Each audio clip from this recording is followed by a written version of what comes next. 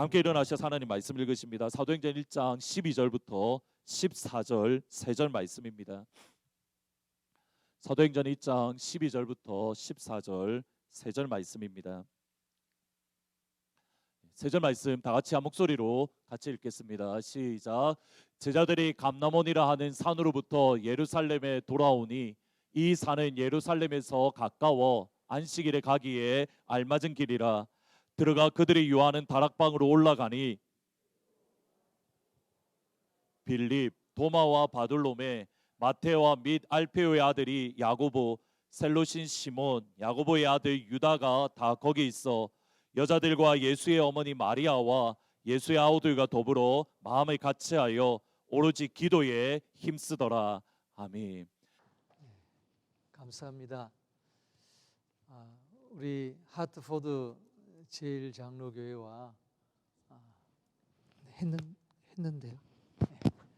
우리 시드 선교회가 이렇게 협력해서 특별히 유카탄 선교 센터를 통해서 하트포트에서 땅 끝까지 천국 복음을 전하는데 함께 협력하게 되어서 너무나 감사합니다.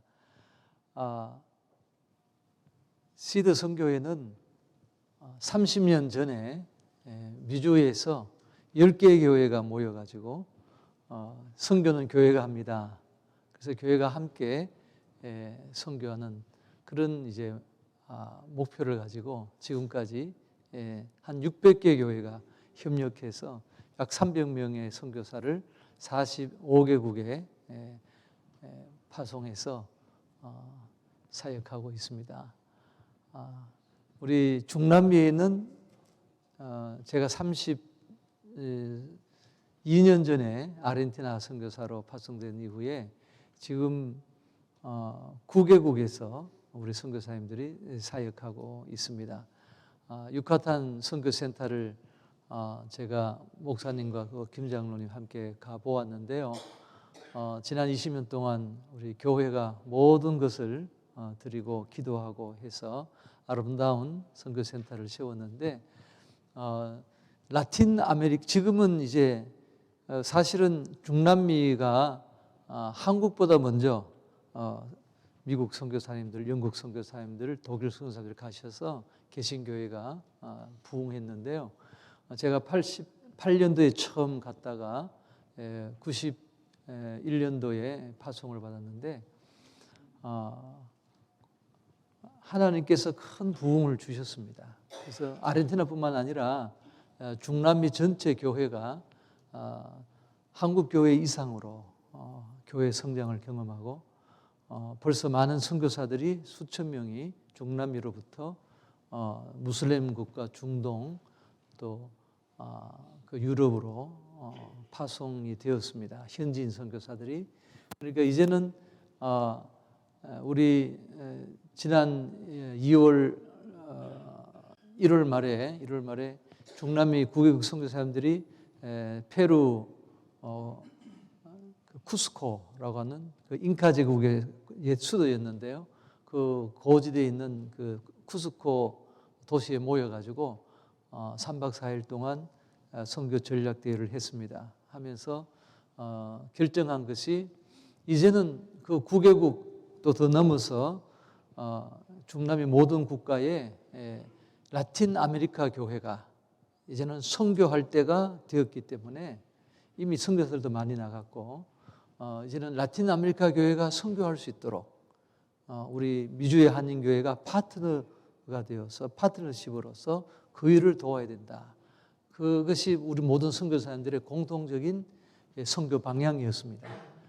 벌써 우리 9개국 안에는 신학교도 세워졌고 또 중고등학교, 이제 대학도 세우고 있고 또 여러 신학교들이 있고 또 많은 교회들 또 인디어 사역들이 이루어지고 있고 청년 사역들이 이루어지고 있는데 이제는 계속해서 그 일을 하는 것이 아니라 그것은 이제 우리 라틴 아메리카 교회들이 할 수 있도록 이양을 하고 이제는 그 9개국을 넘어서 모든 중남미 나라의 현지 교회들이 청년들을 이제 동원하고 훈련해서 중동에 또 유럽의 여러 나라에 이미 퍼져 있는 무슬림들을 위해서 이제 선교사를 보내야 된다 하는 그런 이제 꿈을 가지고 마침 유카탄 선교센터와 연결이 돼서 이제 주로 중요한 이제 앞으로 우리 교회와 리더십과 또 우리 6월 5일부터 3박 4일 동안 우리 선교사님들 대표들이 와서 이제 유카탄 선교센터를 통해서 어떻게 라틴 아메리카가 선교할 수 있는 미셔널 처치가 되도록 어떻게 도울 것인가 의논하게 될 텐데 아마 대략적으로는 세 가지 방향으로 갈 것 같아요. 말씀드린 것 같이 중남의 모든 청년들은 이제 20대 청년들 아니면 10대 후반에 4년제 선교사 학교를 세워서 그곳에서 이제 영성 훈련과 성경 신학 훈련뿐만 아니라 이제 준 대학 과정으로서 또 직업 훈련도 해서 선교지에서 가서 그 직업으로 들어가서 비자를 받아서 삶을 통해서 선교할 수 있도록 또 비즈니스 애즈 미션 그 창업을 해서 또 선교할 수 있도록 그런 이제 훈련을 이제 하고 또 현지 인턴십을 하고 하는 그런 이제 4년제 선교사 학교를 저희들이 계획하고 있고요.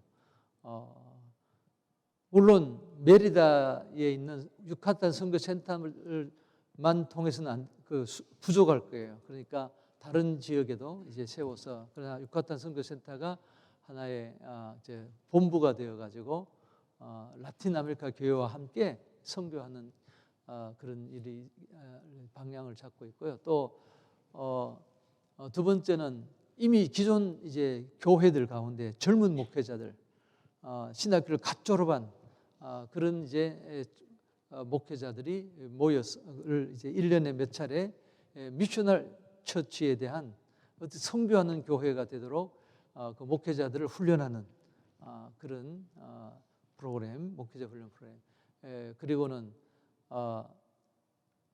또 하나는 제가 지금 한 4개월을 여행을 하고 지난 수요일날 돌아와 가지고 시차가 번복이 돼 가지고 잘 생각이 안 나는데요.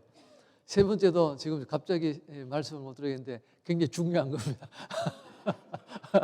그렇게 아시면 되겠습니다. 그래서 앞으로 저도 이제 시드 선교회의 선교사로서 아주 기대가 이제 큽니다. 그러니까 땅 끝까지 우리 교회만 땅 끝까지 선교할 수 있겠습니까? 아니죠. 예수님 모든 민족을 제자 삼으려 아직까지도 6,000개가 넘는 미전도 미접촉 종족들이 있는데 우리 교회만은 안 되죠. 모든 교회들이 함께 해도 될까 말까 한데 함께 해야 되죠. 한인교회만 해도 되겠습니까? 아니죠. 이제 라틴 아메리카 교회도 유럽 교회도 아프리카 교회도 동남아시아, 서남아시아 교회도 일본 교회도 함께 중국 교회도 함께 해서 해야 마지막 때에 예수님 말씀인 것처럼 이 천국 복음이 모든 민족에게 증거되기 위해서 온 세상에 전파되리니 그제야 끝이 오리라 하셨는데 이제 마지막 선교는 모든 교회가 함께 해야 될 줄로 믿습니다. 그러면 할 수 있습니다. 어떻게 모든 민족을 제자 삼을 수 있습니까? 너무나 막연하고 힘들어 보입니다. 그러나 한 교회 한 교회가 함께 하게 되면은 하나님 우리 교회에 주신 많은 자원들이 동원되고 특히 우리 청년 젊은이들이 일어나서 이제는 손에 손을 잡고 우리 한인 1.5세, 2세 청년들과 그리고 중남미의 청년들, 아프리카, 또 중동의 또 아시아의 이 청년들이 함께 중앙아시아의 청년들이 함께 손을 잡고 우리 코리안 아메리칸, 코리안 라틴 아메리칸, 코리안 에이시안, 코리안 아프리칸, 코리안 유로피안 우리 함께 할 때에 예수님이 디자인하시고 목표하시고 계획하시고 우리 교회에 명령하신 부탁하신 모든 민족을 제자 삼는 일이 피니시드 타스크 될 줄로 믿습니다. 그래서 여러분들 20년 동안 교회가 참 기도 많이 하고 또 장로님을 보내시고 많은 단교수팀이 가서 20년 전 뿌린 씨가 이제 라틴 아메리카 교회를 통해서 땅 끝까지 복음이 전파되는데 하나님께서 귀하게 쓰실 줄 믿습니다. 지금 터키에 2,000명 선교사가 있습니다. 전 세계에서 모인 선교사가 있습니다. 교회를 개척하기 어렵습니다. 교회들은 있습니다. 여러 선교사님들이 힘을 합해서 한 교회를 하는 만큼 전도가 어렵습니다. 그런데 터키에서 가장 큰 교회, 영향력 있는 교회를 하시는 선교사님이 누구냐면요, 멕시코 선교사님, 멕시코인 선교사님. 그 밑에 한인 선교사님들, 중국 선교사님들 함께 동력해서 가장 큰 교회를 이루고 있습니다. 중남미 사람들은요, 원래가 1492년 레콩키스타, 그러니까 스페인 왕국이 무호족 그러니까 이슬람 국가 790년 가량 이렇게 스페인이 제가 말이 왔다 갔다 하는데요. 스페인이 800년 가까이 이슬람 국가인 거 아시죠? 그러다가 1492년에 스페인 왕국이 재정복을 해가지고 카톨릭 왕국이 됐습니다. 그렇게 하고 쫓겨났죠. 그때에 종교 재판들이 있었어요.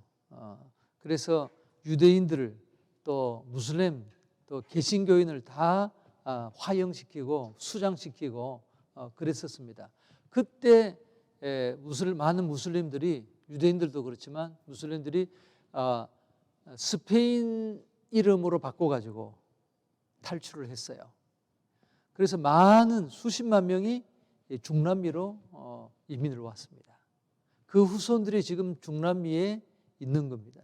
지금 중남미 인구의 상당한 부분은 스페인 후손들도 있고 그리고 이 무슬림 후손들도 있습니다. 그래서 보면은 스페인어에 또 중남미 그 스페인어에 보면은 아랍어가 많이 있습니다. 그러니까 본인들도 몰라요. 역사를 공부하지 않으면. 그렇기 때문에 생긴 것이 피가 많이 섞여가지고 중남미 사람들이 보면요, 중동 사람들과 아랍 사람들과 비슷하게 생겼습니다. 왜냐하면 같은 피이기 때문에, 후손들이기 때문에. 그래서 청년들에게 그 이야기를 해주고 너희 조상들을 핍박했던, 사실은 그 인디오들은 전부 다 스페인 군인들에 의해서 억압당하고 종족들이 말살당하고 그랬었지 않습니까? 그 후손들이, 그러니까 이 중남미 사람들은 세 부류입니다.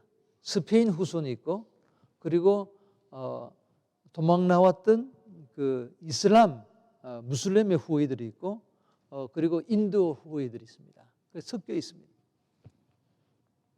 그 청년들도 그 세 종류입니다. 그 청년들에게 이제 너희들을 억압했던 그 스페인에 또 그리고 너희들 선조의 그 무슬림 국가로 이제 선교 가야 된다 그러면은 막 울면서 막 일어납니다. 그러한 지금 때가, 이제는 라틴 아메리카가 한국 교회 이상으로 많은 선교사를 보내서 선교할 때가 된 것입니다. 그래서 유카탄 선교센터가 귀하게 하나님께서 쓰시는 그런 센터가 될 줄로 믿습니다. 계속해서 기도해 주시면 감사하겠습니다. 그래서 저희 시드 선교회는 여러분들을 볼 때, 교회 올 때 제가 너무 기뻐요, 개인적으로. 또 여러분들을 뵐 때 20년 동안 유카탄을 위해서 기도하시고 애쓰신 여러분을 볼 때 너무 반갑고 또 하나님께 감사합니다. 지난 목요일이 무슨 날인 줄 아시나요? 예수님의 성천일입니다. 아침에 일어나셔서 예수님이 성천하신 날, 성령이 너희에게 임하시면 너희가 권능을 받고 예루살렘과 온 유대와 사마리아 땅 끝까지 내 증인이 되리라. 교회에 부탁하시고 아버지께 올라가신 돌아가신 예수님이 성천하신 날입니다.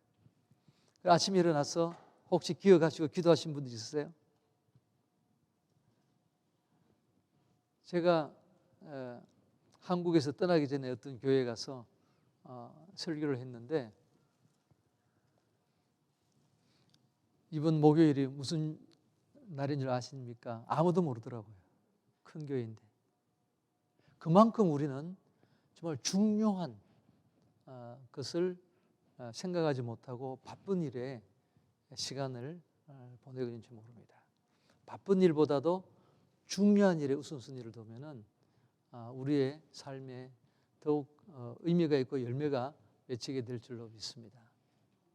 그러면 다음 주일은 뭐죠? 무슨 주일이죠? 다음 주일은 성령 강림 주일이죠. 4월 9일이 부활 주일이었습니다. 그리고 예수님이 며칠 동안 이 땅에 더 계셨어요? 왜냐하면 여러분들이 답을 안 하니까 모르는 줄 알고 제가 물어보는 40일 동안 예수님이 이 땅에 계시고 그리고 지난 목요일 날 승천하시고 그리고 열흘이 지나서 성령께서 기도하는 120명에게 오셨죠. 오늘 본문을 보면은 예수님의 승천을 목격한 120명이 예루살렘으로 돌아옵니다. 그리고 다락방으로 올라갑니다. 이 장면은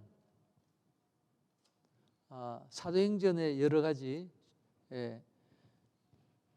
장면들 가운데 가장 의미심장한 장면의 하나입니다. 왜냐하면 이들이 만일에 기도하지 않았다면 성령이 오시지 않았을 것입니다. 그리고 사도행전이 시작되지 않았을 것입니다. 사도행전은 없었습니다.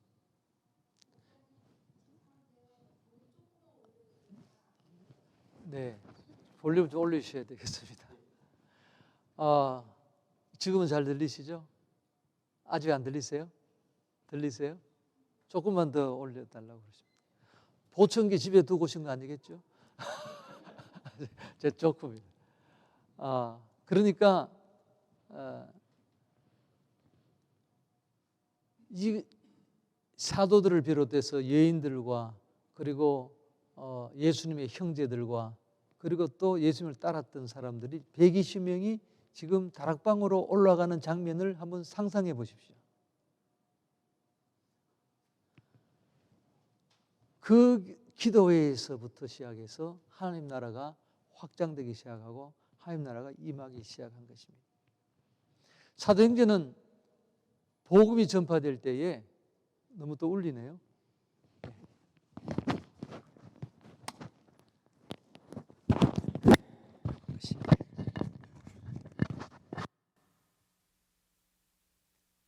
어떤 일이 일어나는지 생생하게 우리에게 보여주고 있죠. 한마디로 하나님 나라가 임한 겁니다. 예루살렘에서부터 예수님의 십자가와 부활의 복음이 증거되었습니다. 하루에 3,000명, 5,000명이 죽게 돌아왔습니다. 그냥 많은 숫자가 모이는 게 중요한 것이 아니라 재산이 있는 사람들은 그것을 팔아서 가난한 사람들에게 나눠 주었습니다. 십절한 사람이 없었다고 그랬습니다. 표적과 기사가 나타났습니다. 죽은 사람도 안전뱅이도 살아났습니다. 일어났습니다. 그것만 있었겠습니까? 사도행전에 기록되지 아니한 많은 일들이 일어났을 것입니다. 개인이 회복이 되고 가정이 회복이 되고 보이지 않는 그런 일들이 있었기 때문에 그런 변화들이 있었기 때문에 기록된 이런 일들이 일어난 것입니다. 그리고 복음은 계속해서 확장이 된 것입니다. 심지어 평신도들도 스데반이 첫 번째 순교자가 집사님이었습니다. 이런 일들이 개인의 변화가 없이 그 가정에 하나님 나라가 임하지 않고 그 커뮤니티에 하나님 나라가 임하지 않고 그런 일이 일어났겠습니까? 그러니까 이런 일들을 한마디로 이야기하자면은 부흥이라고도 이야기하지만 하나님 나라가 임한 것입니다. 이 땅에서도 우리는 하나님 나라를 경험할 수가 있는 것입니다. 사도행전은 하나님 나라가 이 땅에서도 경험될 수 있다는 것을 보여줍니다. 그런데 이것은 한마디로 성령의 역사였습니다. 기도하는 그 무리 가운데 성령이 오셔서 성령께서 하신 일입니다. 우리는 하나님 나라를 임하게 할 수가 없습니다. 우리는 나 자신도 변화시킬 수가 없습니다. 우리 자녀들도 우리 부모가 마음대로 할 수가 없습니다. 어떻게 우리 커뮤니티에 하나님 나라가 임하게 할 수가 있겠습니까? 어떻게 죽은 자가 살아날 수 있고 어떻게 중풍병자가 일어날 수 있고 어떻게 암 환자가 나을 수가 있습니까? 우리 힘으로 할 수 없습니다. 의료로도 할 수 없습니다. 그러나 성령님이 하시는 거예요. 하나님이 하시는 것입니다. 그래서 우리는 성령님이 오셔야 되는 것입니다. 성령님이 임하시면은 하나님 나라가 임하게 되는 것입니다. 그럼 어떤 공동체에 어떤 모임에 성령님이 임하시는가? 이 120명이 어떤 사람들이었는가를 한번 생각해 보겠습니다. 물론 저는 벌써 우리 하트포드 제일장로교회가 벌써 40년이 가까운데 이 40년 역사를 통해서 많은 개인과 가정 가운데 하나님 나라가 임하고 여러분들의 기도와 오늘도 미얀마와 그리고 터키와 이집트를 위해서 기도했지만 여러분들의 기도와 또 헌신을 통해서 많은 나라의 민족 가운데 도시에 하나님 나라가 임한 것을 믿습니다. 그러나 다시 한번 계속해서 성령께서 임하시고 충만하게 역사하셔서 하트포드에서 땅끝까지의 이 비전을 이룰 수 있는 교회가 될 수 있기를 바랍니다. 그러면 성령님이 다음 세대에도 임하셔야 됩니다. 작년에 성령님이 임하셨다면 올해도 성령님이 임하셔야 됩니다. 어제 성령님에 내가 충만했다면 내일도 성령님에 충만해야 되는 것입니다. 어떤 무리 가운데 성령님이 임하시는가? 그래서 하나님 나라가 시작될 수가 있는가? 또 시작되고 또 시작되고 또 시작돼야 될. 그래서 우리 하트포드 제일장로교회는 하나님 나라가 우리 교회에서부터 시작이 되어서 우리 공동체에서 시작이 되어 우리 가정에서 시작이 되어 나에게서 시작이 되어서 땅끝까지 하나님 나라가 임하는 그런 교회가 되기를 주님의 이름으로 축원합니다. 첫째는 우리가 예수님의 증인으로 변화가 되어서 하나님 나라를 전파하겠다고 하는 하나님 나라가 이 땅에 임하는 것이 비전과 꿈이 되어야 하는 것입니다. 그런 무리 가운데 공동체에 성령님이 임하시는 것을 우리가 보는 것입니다. 이 120명이 사실은 갈릴리에서 온 사람들입니다. 예수님의 제자들입니다. 3년 동안 형편에서 붙던 사람들이죠. 그리고 예수님의 형제들은 예수님을 믿지 않았습니다. 이런 사람들이 모였습니다. 그런데 어떻게 성령님이 그들 가운데 임했습니까? 40일 예수님이 부활하신 후 40일 동안에 이들이 변화되었기 때문입니다. 어떻게 변화되었습니까? 예수님에 대한 믿음이 먼저 그들이 바뀌어졌어요. 변화되었습니다. 3년 동안 예수님을 따라다녔지만 예수님 표적과 또 가르침을 다 보고 들었지만 제자들은 예수님에 대한 믿음이 어땠습니까? 나다니엘이 뭐라 그랬죠? 요한복음 1장에 보면은 당신은 이스라엘의 임금이라 그랬습니다. 또 하나님, 당신은 하나님이시요 이스라엘의 임금입니다. 왕이십니다. 그래서 또 마태복음 16장에 베드로는 뭐라고 고백했죠? 예수님을 주는 그리스도시요 살아계신 하나님의 아들입니다. 정확한 답변이었죠. 그러나 뭐가 문제죠? 객관적인 지식이었어요. 객관적인 믿음이었어요. 부활하신 예수님을 만난 다음에 그들의 고백이 어떻게 바뀌었습니까? 도마가 뭐라고 고백했죠? 예수님이 부활하셨다고 제 아들이 이야기하니까 나는 못 봤으니까 난 믿을 수 없다. 내가 그 못자국을 만져보고 창조기에 손을 넣기 전에 나는 믿지 않겠노라. 열흘째에 예수님이 나타나셨습니다. 그리고 보고 믿는 자가 되어라 그랬어요. 그때 도마가 고백한 말씀이 뭐죠? 나의 주, 나의 하나님이십니다. 개인적인 믿음으로 바뀌었어요. 예수님이 하나님이신 것은 알았는데 나의 하나님으로 바뀌었어요. 예수님이 구세주 메시아를 알았는데 나의 주님이신 거야. 예수님 모든 민족을 위하여 십자가에 죽으시고 부활하셨는데 그게 아니라 나를 위하여 십자가에 죽으시고 나를 위하여 부활하신 주관적인 객관적인 믿음에서 주관적인 믿음으로 그 나의 개인적인 주님으로 믿음이 바뀐 것입니다. 이것은 굉장히 중요합니다. 많은 성도님들이 예수님을 믿습니다. 그러나 아직까지도 예수님과 교제하지 못하고 기쁨이 없는 신앙생활을 하는 이유는 뭐냐면은 나의 주님으로 아직 고백하지 못해서. 제가 아르헨티나에 있을 때 노방 전도를 나갔어요. 공원에 어떤 기회를 몰고 산책 나왔던 정말 잘생긴 아르헨티나 남자가 제 사형리 전도지를 받고는 저한테 질문을 하는 겁니다. 자기는 얼마 전에 이 사형리를 보고 예수님을 영접했대요. 그리고 교회도 나간대요. 가족이 교회에 나간대요. 그런데 기쁨이 없다는 거예요. 그래서 제가 질문을 했어요. 나의 주님으로 나의 구세주로 고백했느냐. 그때 눈물을 흘리더라고요. 그러면서 다시 사형리해 가지고 나의, my, mio 그걸 강조하면서 다시 영접 기도를 했어요. 여러분들 개인 나의 예수님으로 고백하는 것이 왜 중요하죠? 그때 예수님과 개인적인 관계가 시작되는, 교제가 시작되는 것입니다. 그리고 예수님이 나를 사랑하시는 것을 알게 되는 것입니다.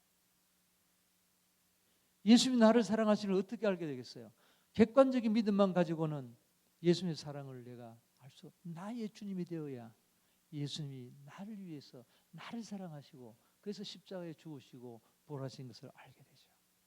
점점 예수님의 사랑을 깨닫게 되죠. 그러니까 이것이 예수님이 부활하시고 40일 동안에 제자들에게 일어난 일입니다. 그러니까 그들은 그때부터 3년 동안 예수님을 따라다녔지만 예수님이 그저 행하시는 표적 때문에 기적 때문에 따라다니고 오병이어로 먹이시니까 표적 때문에 따라다녔어요. 그런데 이제는 예수님 때문에 예수님이 계시지 않는데 예수님 보이시지 않는데도 예수님을 생각하고 예수님을 묵상하고 예수님 말씀을 기억하고 예수님과 동행할 수 있는. 그래서 베드로가 예수님을 따를 때 예수님께서 베드로의 배에서 말씀을 전하신 다음에 베드로에게 나를 따르라고 그러셨습니다. 베드로가 3년 동안 예수님을 따랐습니다. 그러나 예수님을 부인했죠. 왜 그렇습니까? 아직까지 나의 주님, 예수님이 나를 사랑하시는 것에 대해서 몰랐기 때문에. 예수님을 더 몰라서 그런 거죠. 그러나 베드로가 이제 요한복음 21장에 보면 아버지께 돌아가시기 전에 예수님께서 베드로에게 뭐라고 말씀하세요? 마지막 말씀이 뭡니까? 너는 나를 따르라. 이제 예수님이 아버지께 돌아가시면서 육신으로 함께하지 않는데 나를 따르라고 이야기하십니다. 이것이 예수님의 3년 동안의 또 마지막 40일 동안의 제자들을 훈련의 목적이었습니다. 예수님이 보이지 않는데도 예수님을 따라갈 수 있도록, 예수님과 날마다 교제하며 예수님과 동행할 수 있도록, 그래서 예수님을 닮아갈 수 있도록, 예수님의 사랑을 알고 체험할 수 있도록.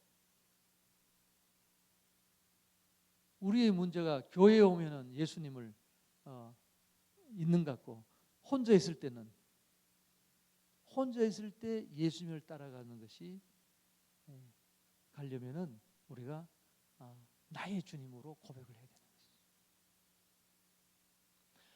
제자들 가운데 40일 동안 그런 변화가 일어났습니다. 그러니까 예수님의 증인이 되는 거죠. 왜냐하면 예수님을 사랑하니까, 예수님을 닮아가니까 이제 예수님을 전하고 싶고 예수님을 전하지 않을 수가 없고 그렇게 되는 거죠. 객관적인 믿음 가지고는 예수님의 증인이 될 수가 없습니다. 근데 이 지금 120명은 전부 다 이 40일 동안에 믿음이 변화가 된 사람들이죠. 이제는 예수님이 내 증인이 되리라 그랬을 때 그 정말 증인이 되고 싶은 사람들이죠. 예수님을 아는 사람들, 예수의 사랑을 아는, 예수님 날마다 교제해요. 예수님은 날마다 동행해요. 예수님을 더 알아요. 예수님이 나만 사랑하는 것이 아니라 다른 사람도 사랑하는 것을 알아요. 그래서 이제 복음을 전하고 싶어 해요. 예수님의 증인이 되는 거죠. 이런 사람들이 모였어요. 자기를 어떻게 해야 될지는 모르지만 성령을 기다리면서 예수님의 증인이 되기 위해서 그들이 모이는 거예요. 그래서 하나님 나라를 전파하는 것이 그들의 삶의 비전과 목적이 됩니다. 이제는 나를 위한 예수님이 나만을 위한 나를 위해서 예수님을 따르는 것이 아니라 이제는 하나님 나라를 위해서 예수님을 따라. 이런 사람들이 모였을 때 성령께서 그들에게 임하셔서 예수님의 증인이 되게 하시고 하나님 나라가 시작되게 하시는 것입니다. 이제 예수님의 성천일이 지난 목요일이었고 이제 다음 주일이 성령 강림 주일인데 한번 우리의 믿음을 돌아볼 수 있기를 바랍니다. 혹시 내가 오랫동안 교회에 나왔어도 나의 믿음이 아직도 예수님에 대한 믿음이 객관적인 믿음이고 예수님과 내가 아직까지 사랑의 관계 속에 들어가지 못했다면 저는 이렇게 생각이 돼요. 이젠 저도 70에 가까워서 보니까요. 제가 목사로 헌신했을 때 대학교 2학년 때 저는 이제 폐결핵에 걸려서 한 3년 집에 있다가 성경을 읽다가 헌신해서 이제 신학교를 가게 됐는데요. 그때 정말 예수님을 그렇게 제가 사랑을 깨달았던 것 같아요. 그러니까 신학교 가겠다고 헌신했겠죠. 지금 보니까 그때는 정말 요만큼 예수님의 사랑을 알았던 것 같아요. 생각해 보세요. 예수님의 우리를 사랑하시는 사랑은요. 어떤 사랑이겠어요? 하나님의 사랑입니다. 하나님의 사랑의 근본, 하나님 아버지의 근본이 사랑입니다.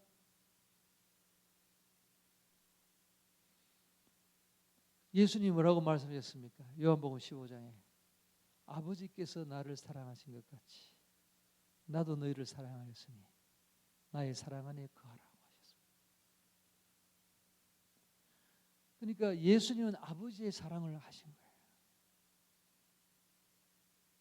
성자 하나님이니까 독생하신 하나님이니까 하나님이 누구신 줄 알죠. 하나님의 사랑이 워낙 크시니까 예수님 순종할 수가 있는 거예요. 타락한 인생들을 위해서 예수님 오실 수가 있었어요. 아버지의 사랑을 하니까. 예수님 우리를 사랑하신 사랑은 아버지 하나님의 사랑이에요. 그 사랑을 우리에게 주셨어요. 그래서 바울이 고린도서 13장에 믿음, 소망, 사랑 가운데 제일은 사랑이라 그랬습니다. 방언도 예언도 지식도 모든 것이 다 피해지지만 부분적으로 우리가 알고 있지만 주님을 그때에는 주님을 온전히 안다고 주님의 사랑을 온전히 안다고 지금 우리가 예수님의 사랑을 어느 만큼 알고 있을까요? 예수님과 교제하는 만큼 예수님과 더 많은 시간을 가지는 만큼 우리 예수님의 사랑을 아는 거죠. 저는 아직도 소원이 예수님의 사랑을 아는 것입니다. 더 아는 것입니다. 예수님의 은혜를 아는 데서 자라가는 것입니다. 우리가 예수님의 사랑을 더 알 때에 우리는 예수님의 증인이 될 수가 있는 것입니다. 그러나 저는요, 예수님의 사랑을 깨달았을 때 저는 신학교에 가고 싶었어요.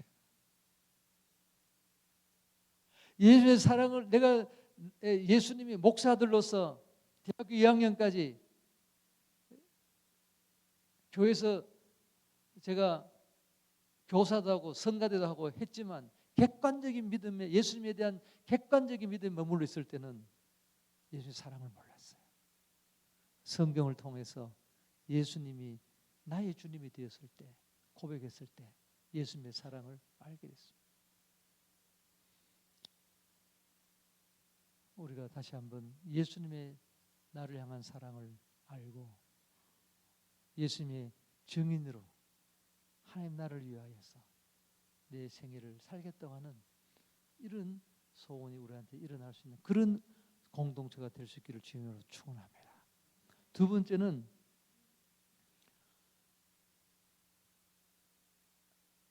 사랑으로 하나가 되는 공동체가 돼요.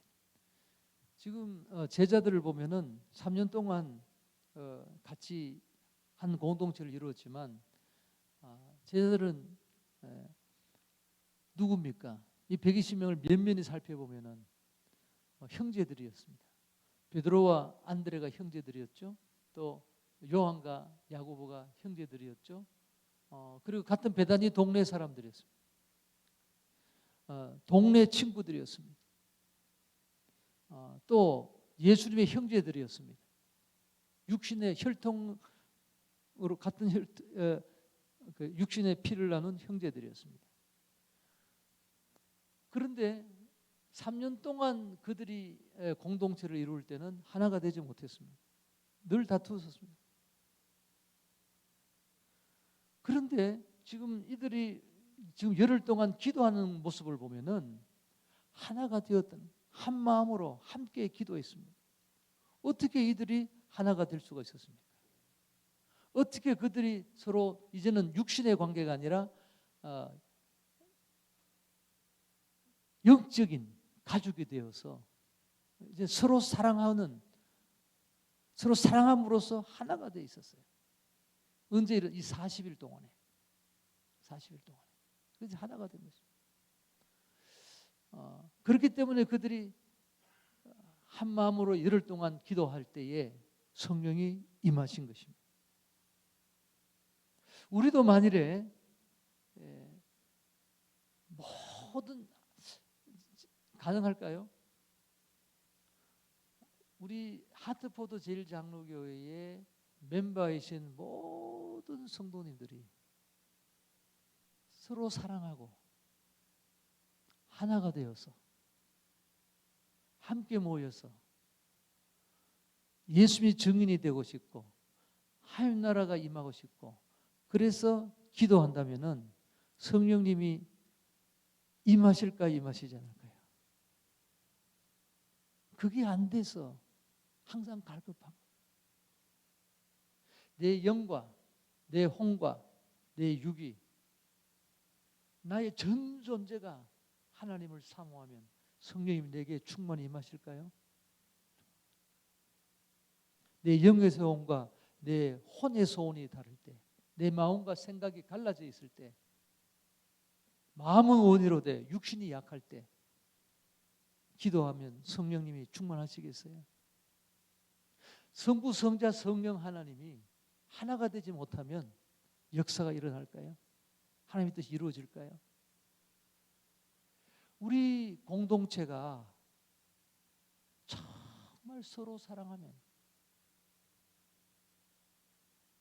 그래서 하나가 되면 사랑으로밖에 하나가 될 수가 없습니다. 기도하면 성령님이 임하실 줄로 믿습니다. 마지막으로 근데 어떻게 그러면은 우리가 서로 사랑하는 공동체가 하나가 되는 공동체가 될 수? 우리 교회가 어떻게 하면 하나가 될 수? 어떻게 하면 우리가 서로 사랑할 수 있겠습니까? 그것도 예수님이 우리를 사랑하신 것처럼 우리가 사랑하고 예수님의 사랑 안에 거할 수가 있겠습니까? 그래서 하나를 이룰 수가 있겠습니까? 마지막으로 예수님의 이름으로 기도하는 교회가 되면은 성령님이 임하십니다. 하나가 될 수 있습니다. 예수님께서 이렇게 말씀하셨죠. 너희가 나를 택한 것이 아니요. 주님이 우리에게 하신 말씀으로 생각해 보십시오. 너희가 나를 택한 것이 아니요. 내가 너희를 택하여 세워나니 이는 너희로 가서 열매를 맺게 하고 그 열매가 항상 있게 하여 너희 열매가 항상 있게 하여 내 이름으로 아버지께 무엇을 구하든지 다 받게 하려 함이라. 내가 이것을 너희에게 이름은 너희로 서로 사랑하게 하려 함이라. 요한복음 15장 16절 17절 말씀. 예수님이 십자가에 지기 전날 밤에 제자들에게 하신 말씀이에요. 새 계명을 주시면서 내가 너희를 사랑같이 너희도 서로 사랑하라고 하시면서 마지막에 주신 말씀이 너희 어떻게 서로 사랑할 수 있느냐는 거예요. 예수님께서 제자들이 서로 3년 동안 보면은 서로 사랑할 수가 없어요. 서로 하나가 될 수 없어요. 그럼 예수님이 떠나시고 안 계시는데 서로 사랑할 수 있겠습니까? 하나 될 수 있겠습니까? 더더욱 안 되죠. 예수님이 함께 계신데도 하나가 안 됐는데 어린아이처럼 되어야 된다. 나는 성기를 받으러 온 게 아니라 성기를 받으려면서 성기로 왔다. 내 목숨을 이렇게 말씀하셔도 하나가 안 됐는데 예수님 보는 눈앞에서 예수님 앞에 걸어가시는데 뒤에서 다투는데 예수님이 안 계시는데 어떻게 하나가 될 수 있겠어요? 예수님이 굉장히 어려운 잡을 가지고 계시는 거죠. 예수님이 아버지께 가시면서 사실은 큰 스트레스를 받아야 되는 거예요. 이놈들이 내가 없을 때도 하나가 안 되는데 내가 가면 어떻게 되겠나 이놈들. 내 증이 되어야 되는데 이들이 사랑의 공동체를 이루어야 되는데 그래서 성령이 그들에게 임하셔서 하나님 나라가 시작되고 임해야 되는데 어떻게 하면 좋겠나? 예수님 고민하시지 않았어요. 예수님이 제자들이 사랑하신 것처럼 하나님의 사랑으로 서로 사랑하게 될 것을 아셨어요. 3년 동안은 못했지만 예수님 가신 다음에는 할 줄 알았어요. 아셨어요. 어떻게? 요한복음 17장에 예수님은 제자들을 위하여 기도하셨습니다. 아버지께 기도하셨어요. 예수님도 3년 동안 못했어요. 그래서 아버지 하나님께 기도하셨어요. 아버지의 이름으로 내게 주신 아버지 이름으로 저들을 보존하여 주옵소서 세상에서. 그리고 진리의 말씀으로 거룩함을 있게 하여 주옵소서. 그리고 저들을 아버지와 내가 하나인 것처럼 저들을 다 하나가 되게 하셔서 아버지께서 나를 보내신 것을 세상으로 믿게 하옵소서. 기도하셨습니다. 예수님이 아버지께 기도하셨기 때문에 아버지 하나님께서 예수님의 기도를 들으시고 제자들이 하나 되게 하신 것입니다. 근데 제자들도 기도해야 돼요. 예수님이 기도하신다고 자동으로 제자들이 하나가 되는 게 아니었어요. 제자들이 예수님의 기도를 기억했어요. 그들은 서로 알아요. 사람은 영물이기 때문에 제가 나를 사랑 안 하는 거 알아요. 내가 그를 사랑하지 않는 것도 내가 알아요. 근데 어떻게 사랑할 수 있겠어요? 그게 예수님의 딜레마였지만 제자들의 딜레마였어요. 그런데 제자들이 40일 동안 기억한 것이 무엇입니까? 예수님의 말씀을 기억한 거예요. 같이 있을 때는 예수님에 대해서 생각하지 않았어요. 예수님의 행하시는 표정만 관심을 가졌던 그들이에요. 근데 예수님이 이제 부활하신 예수님을 만난 후에 예수님이 그들을 떠나셨을 때 다시 나타나시기 전까지 날마다 제자들은 예수님 자체를 생각하게 된 거예요. 예수님의 기도를 생각. 예수님 요한복음 17장에 제자들을 위한 기도를 그때 딱 한 번 하셨을까요? 그걸 머리가 좋아가지고 성령이 도와줘서 사도 요한이 그것을 기억해가지고 적었을까요? 아니에요. 예수님이 제 아들을 위해서 날마다 기도하셨어요. 요한복음 17장의 기도를 적어도 예수님은 제 아들을 위해서 날마다 기도하셨어요. 혼자 한적한 곳에서 기도하실 때도 제 아들을 위해서 기도하시고, 제 아들과 함께 식사하실 때도 제 아들을 위해서 기도하시고, 항상 날마다 3년 동안 귀에 따갑게 기도한 것이 뭡니까? 제 아들 세상에서 저들을 보존해 달라고, 진리의 말씀으로 거룩함을 잊게 해달라고, 구별되게 해달라고 생각해요. 그래서야 세상에 보냄을 받기 때문에. 아버지께서 나를 세상에 보내신 것 같이 나도 저들을 세상에 보냅니다. 내가 저들을 위하여 내가 나를 거룩하게 합니다. 이는 저들도 진리의 말씀으로 거룩함을 잊게 함입니다. 저들이 아버지와 내가 하나님과 저들도 하나가 되게 해주세요.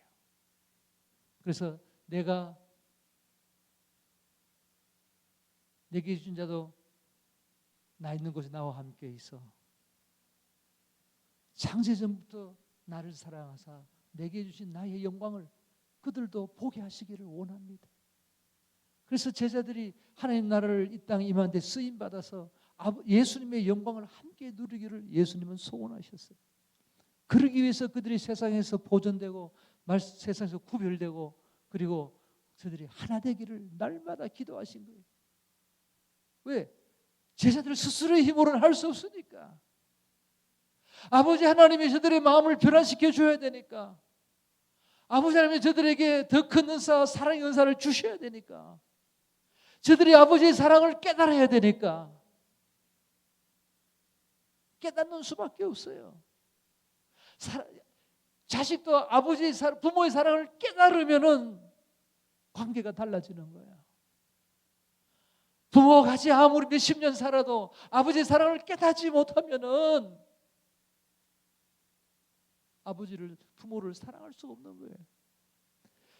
낳아주고 키워주고 잘해준 거는 생각하지 못하고 섭섭한 거, 상처받은 거 그것만 생각하는 거죠. 부모의 사랑을 알지 못하는 거죠. 깨닫지 못하면은 아버지의 사랑, 부모의 사랑 알 수 없는 거예요. 관계가 이루어질 수가 없는 거예요.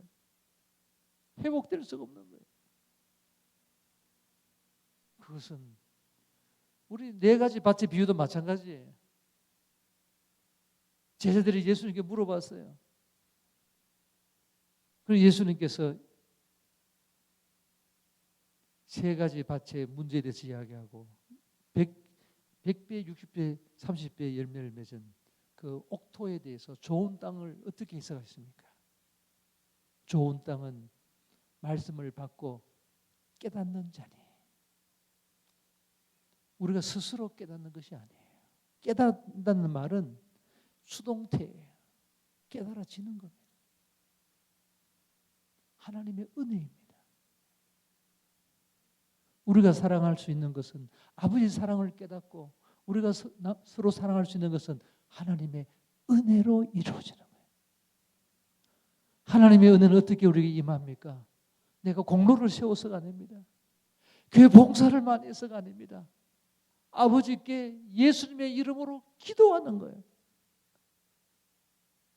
무엇이든지 구하라고 한 무엇이든지 받게 하라미라. 이 무엇이든지 하는 말은 내가 할 수 없는 것을 위하여 하는 거예요. 우리 힘으로 할 수 없는 거 그것을 예수님이 원하시기 때문에 예수님의 뜻이기 때문에 예수님이 그것을 위해 십자가에 죽으셨기 때문에 예수님이 그것을 위해서 부활하시고 예수님이 그것을 위해서 우리를 택하셨기 때문에 서로 사랑하기 하라고 이것을 너에게 이르면 너희로 서로 사랑하게 하려니라. 우리가 서로 사랑하는 것이 하나님의 그래야 우리가 하나님 나라를 임하게 하기 때문에 예수의 증인이 될 수 있기 때문에 그것이 예수님의 이름으로 기도하는 것이 그것을 의미하는 거죠. 예수님이 원하신 예수님 우리는 서로 사랑할 수 없어요. 그러나 예수님이 그렇게 기도하라 하셨기 때문에 서로 사랑할 예수님의 뜻이기 때문에 그래서 기도합니다. 나는 서로 사랑할 수 없습니다. 나는 사랑할 수 없습니다. 나는 부모의 사랑을 알 수가 없습니다. 나는 저 형제를 사랑할 수 없습니다. 그러나 그것이 예수님의 뜻이기 때문에, 예수님 명하셨기 때문에, 예수님의 유일한 새 계명이기 때문에 아버지 기도합니다. 사랑해 해주세요. 용서하게 해주세요. 그럼 나는 할 수 없지만 하나님이 은혜를 주셔서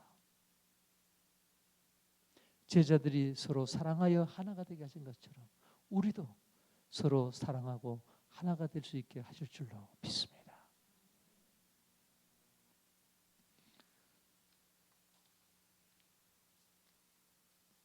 예수님을 나의 주, 나의 하나님으로 고백하는 주관적인 믿음으로 우리의 믿음이 엇거리로 되시기를 주의 이름으로 축원합니다. 예수님과 새로운 차원의 관계, 사랑의 관계로 나아가서 날마다 예수님과 동행하며 예수님을 닮아가며 예수님의 증인이 되는, 예수님의 증인으로 엇거리가 되는 우리의 믿음이 될 수 있기를 바랍니다. 그래서 하나님의 나라가 나의 삶, 나의 가정, 우리 교회의 비전과 꿈이 되시기를 축복합니다. 서로 사랑하는 사랑의 공동체가 되어서 우리 안에 먼저 하나님 나라가 이루어지고 예수님의 하나님 나라가 임하고 또 다른 지역의 한 나라를 시작해 할 수 있는 우리 교회가 될 수 있기를 바랍니다. 우리는 서로 사랑할 수 없습니다. 그러나 예수님께서 우리가 서로 사랑하도록 택하셨기 때문에 서로 사랑하게 해달라고 아버지께 예수님의 이름으로 기도하시기 바랍니다. 그래서 먼저 우리 가운데 사랑의 공동체를 이루어서 우리를 통하여 하나님 나라가 임하도록 2000년 전 120명이 열흘 동안 기도하신 것처럼 우리도 아버지께 예수님의 이름으로 기도해서 아버지의 약속하신 성령이 항상 우리에게 임하셔서 하나님 나라 우리 가운데 시작되는, 우리 힘으로는 할 수 없지만 성령님이 이끌어 가시는, 그래서 항상 하나님 나라가 시작되는 그러한 교회로 세워지기를 계속 가시기를 주의 이름으로 축원합니다. 기도하겠습니다. 아버지 하나님,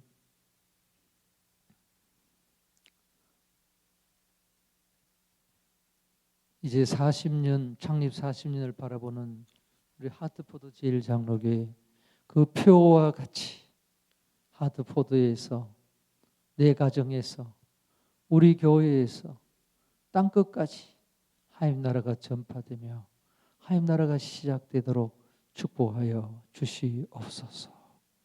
주님, 기도하는 교회가 되기를 원합니다. 예수님의 이름으로, 예수님이 우리에게 명한 것을 위해서 우리는 할 수 없지만 예수님의 이름으로 기도하여 아버지께로부터 받아서 서로 사랑하는 교회 되게 하여 주시옵소서. 예수님 이름으로 기도하옵나이다.